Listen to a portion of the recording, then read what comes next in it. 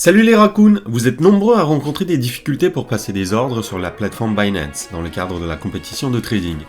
C'est vrai que cette plateforme, bien que complète, est difficile à cerner pour les débutants. Dans cette petite vidéo, je vais vous expliquer comment faire les premiers pas sur la plateforme Future.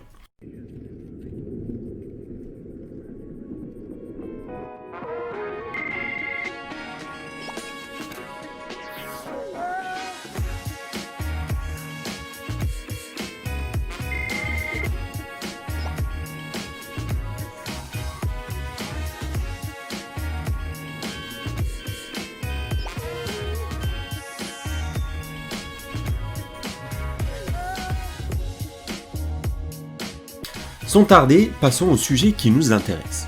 Attention, cette vidéo étant destinée aux débutants, je ne vais pas traiter toutes les façons de passer des ordres sur la plateforme Binance, mais simplement me concentrer sur les principaux ordres disponibles comme des ordres limites, au marché, des ordres de take profit ou stop loss.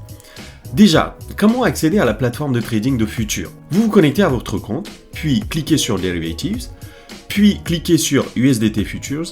Vous allez donc atterrir sur la plateforme de trading future de Binance. Ici, vous pouvez sélectionner les paires majeures sur lesquelles vous pouvez intervenir. En cliquant ici, vous avez bien d'autres paires que vous pouvez choisir pour acheter ou vendre à découvert. Prenons la paire BTC-USDT comme exemple. Ici, vous avez Isolated. En cliquant dessus, vous tombez sur Isolated ou Cross. Qu'est-ce que ça veut dire? Et quoi choisir? C'est en fait votre méthode d'attribution de collatéral ou marge pour chaque position que vous ouvrez. Vous vous souvenez, on a parlé de collatéral ou de marge initiale dans la précédente vidéo. La question est la suivante. Est-ce que vous voulez que tout votre portefeuille ainsi que les positions en cours dans le portefeuille fassent office de garantie à la position que vous allez ouvrir? Ou est-ce que vous voulez immobiliser un collatéral fixe pour votre position qui n'affectera pas le reste du portefeuille en cas de liquidation? La question est vite répondue quand il s'agit de trading sur le court terme. En effet, si vous choisissez Cross et que vous ouvrez une position qui commence très vite à entamer la marge de maintien, il ne sera pas liquidé tout de suite tant qu'il y aura encore de la marge disponible dans le portefeuille. Quand toute la marge disponible dans le portefeuille est consommée, votre position ainsi que toutes les autres positions seront liquidées, ramenant tout votre portefeuille proche de zéro. En mode Isolated, seul votre collatéral mobilisé pour ouvrir la position sera concerné. Et en cas de liquidation, vous perdrez seulement ce collatéral. La perte maximale se limitera à ce collatéral fixe. Attention, dans les deux cas, ne laissez pas la liquidation se produire, car vous payez énormément de frais spécifiques à la liquidation. Le seul moyen d'éviter ça, c'est de clôturer la position avant la liquidation ou mettre des stop loss avant le niveau de liquidation. Le changement de mode cross vers isolated ne peut se faire que si vous n'avez aucune position en cours ou des ordres en attente. Avant de changer, vérifiez que vous n'avez pas tout ça. Juste après, vous avez x quelque chose. Ici, c'est par défaut x20. C'est l'effet de levier que vous avez choisi. On en a parlé dans les vidéos précédentes consacrées à la compétition. Plus le levier est important, plus vous prenez de risques, plus la probabilité que votre compte soit à zéro un jour est importante. Pour le débutant comme expérimenté, je vous conseille un petit levier, voire absence de levier. x20 c'est énorme et il suffit que le marché bouge en votre défaveur de 5% pour que vous perdiez tout le collatéral. Ici vous avez le prix de marché. Ici le prix de l'indice. Si vous ne connaissez pas ce que c'est que le prix de l'indice, ce n'est pas grave, car je ne vais pas tout expliquer ici, sinon ça prendrait des heures. Pour faire ultra simple, comprenez que le prix de l'indice est une sorte de moyenne des prix de contrats futurs de même maturité sur les différentes plateformes majeures. De toute façon, pour trader, ce qui est important, c'est le prix de marché. Ici, vous avez le taux de financement qu'on a évoqué dans les vidéos précédentes. Ici, la variation sur les 24 dernières heures, plus haut, plus bas, et le volume sur les 24 dernières heures. Dans ce gros pavé, vous avez le graphique du cours des contrats perpétuels sur le Bitcoin. Vous pouvez changer la période de visualisation en cliquant ici. Période en minutes, période en heures, en jours, semaines ou période mensuelle. Par exemple, si vous sélectionnez la période 2 heures, chaque chandelier met en évidence ce qui s'est passé sur les 2 heures. Par exemple, entre midi et 14h, entre 14h et 16h, ainsi de suite. Si vous ne savez pas lire les chandeliers, je vous invite à visionner cette petite vidéo pour les raccoons. Enfin, en cliquant ici, vous pouvez ajouter des indicateurs techniques. Je vous laisse explorer un peu tout ça. Dans ce pavé, vous pouvez voir un peu la profondeur de marché, en quelque sorte la représentation du carnet d'ordre. Je ne vais pas m'attarder dessus, mais attention aux vilains raccourcis.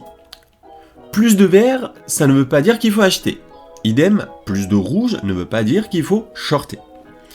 Dans ce pavé, vous avez le carnet d'ordre avec les vendeurs, les prix proposés et la quantité qu'ils proposent. Chaque ligne peut être formée de plusieurs vendeurs. Ici, vous avez la même chose côté acheteur. En gros, tout ce monde est positionné dans le carnet d'ordre pour acheter ou vendre à des niveaux de prix indiqués avec la quantité correspondante. Ici, vous avez les derniers trades. Enfin, on arrive au pavé le plus intéressant. Petite pause rapide dans la vidéo pour vous dire un truc hyper important.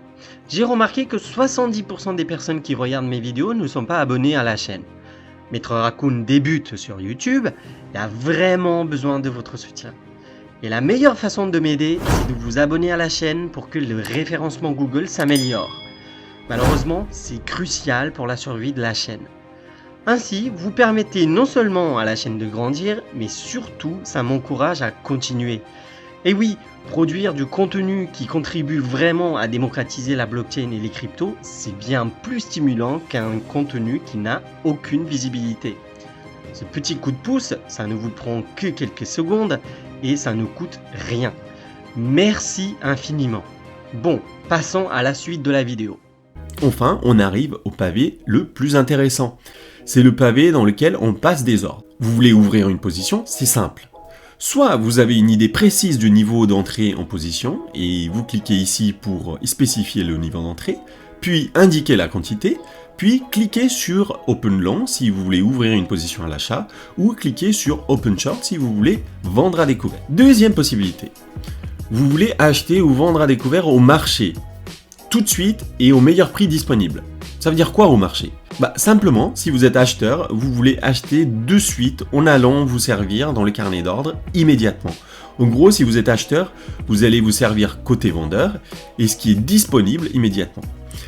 Les ordres au marché sont exécutés immédiatement au meilleur prix disponible sur le marché. Comment mettre un stop loss et un take profit ? Vous voulez sortir d'une position avec perte si le marché atteint un niveau précis, et ce dans le but de limiter les pertes si vous êtes à contre-tendance et que vous ne surveillez pas les marchés activement. Dans ce cas, vous remplissez la case stop loss. Attention, dans le cas d'un stop loss sur une position à l'achat, le niveau de stop loss se retrouvera en dessous du prix d'achat. Dans le cadre d'une vente à découvert, le niveau de stop loss sera au-dessus du prix de short. Un take profit est le niveau de prix auquel vous voulez prendre les bénéfices automatiquement. Si vous êtes à l'achat, ce niveau de take profit est au-dessus du prix d'entrée en position. Si vous êtes à la vente à découvert, ce niveau est inférieur au niveau d'entrée en position. Vous pouvez mettre des TP et SL, soit en amont d'une ouverture de position en cliquant ici puis en remplissant le niveau de SL et TP avant de cliquer sur ouvrir long ou ouvrir short, soit vous avez une position déjà ouverte et là vous pouvez cliquer ici, ouvrir le panneau de placement de SL et TP avant de spécifier les niveaux. À chaque fois, n'oubliez pas de confirmer pour valider vos actions. Comment ouvrir une position à la fois long mais aussi short sur le même actif ? Dans certains cas, c'est une technique qu'on peut utiliser pour générer de la performance, notamment quand on veut couvrir une position à l'achat par une position de vente à découvert pendant une période précise. Pour ça, il suffit d'aller ici, puis changer le mode. Voilà les amis, une petite introduction pour débutants de la plateforme Binance. À très vite pour une nouvelle vidéo.